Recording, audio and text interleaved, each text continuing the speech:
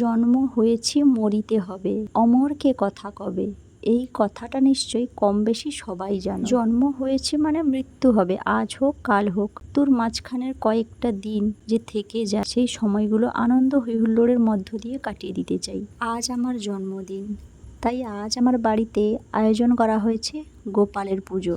আজ বাড়িতে হবে গীতা পাঠ আয়োজন করা হয়েছে। গোপাল সোনার পুজো উপলক্ষে বাড়িতে বাজার হাট চলে এসেছে সব, তাই সকাল সকাল চান ফান সেরে প্রস্তুত হয়ে নিয়েছি। সবকিছু জিনিসপত্র নিয়ে এসেছে এখন। যাই হোক, কোনো কিছু দেখা যাচ্ছে না, তাও ভিডিও শ্যুট করে নিচ্ছি। এদিকে আমার ছোট ভাইটার খেতে ইচ্ছে করছে, এই বৃষ্টি দেখে খেতে ইচ্ছে করছে বেগুনি। তাই ও ভিজে ভিজে নিয়ে এলো বেসন কিনে নিয়ে এসে বেগুন কেটে রেখেছি আমি, এখন হবে বেগুনি। এদিকে আমার কাকিমা সব কিছু একদম লুচি বেলে চারদিকে একদম মেলিয়ে ফেলেছে। কারেন্ট নেই, তার উপরে ভিডিও করছি। অন্ধকারে তো কাজ করতে খুবই কষ্ট হয়, তবুও কিছু করার নেই। একে একে সব লোকজন চলে আসবে, ঠাকুরমশাই চলে আসবে, এই কারণে সব কিছু কাজ এগিয়ে নিতে হয়। লুচি ভাজার কাজ শেষ হয়ে গেছে, এবারে হচ্ছে ঘুগনি।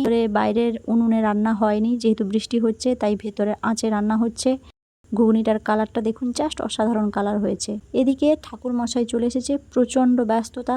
এত ব্যস্ততার মধ্যে ভিডিও বানাও, কাজকর্ম করো, সব কিছু করতে খুবই কষ্ট হয়েছে।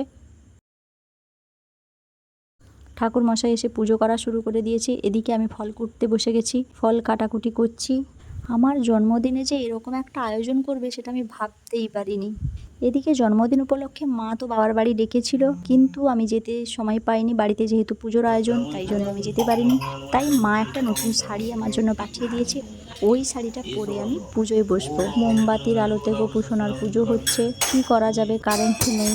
ভগবান যদি চায় তাহলে কারেন্ট অবশ্যই আসবে, আমি এটা বিশ্বাস করি। দেখা যাক কারেন্ট আসে কিনা। সব কিছুই গোপালের ইচ্ছা। বলতে বলতে কারেন্ট চলে এসেছে। কারেন্টের আলোতে এবারে গীতা পাঠ হচ্ছে। সব বাড়ি পাড়ার সব মহিলারা অনেকে এসেছেন, যারা দীক্ষা নিয়েছেন, দীক্ষিত, তারা গীতা পাঠ শোনার জন্য এসেছে। এদিকে আবার আমার বর আর বন্ধু বান্ধব মিলে সবাই মিলে কেক কাটার ব্যবস্থা করেছে, আমার জন্য কেক নিয়ে এসেছে। তাই আমার ছোট্ট মাম্মাকে নিয়ে কেক কাটতে বসে পড়েছি। জন্মদিন উপলক্ষে যে এত কিছু পাবো আর এত ভালোবাসা পাবো সেটা আমি ভাবতেই পারিনি। বিয়ের পর যে সবাই মিলে এত কিছুর আয়োজন করবে সেটা মানে ভাবনা চিন্তার বাইরে।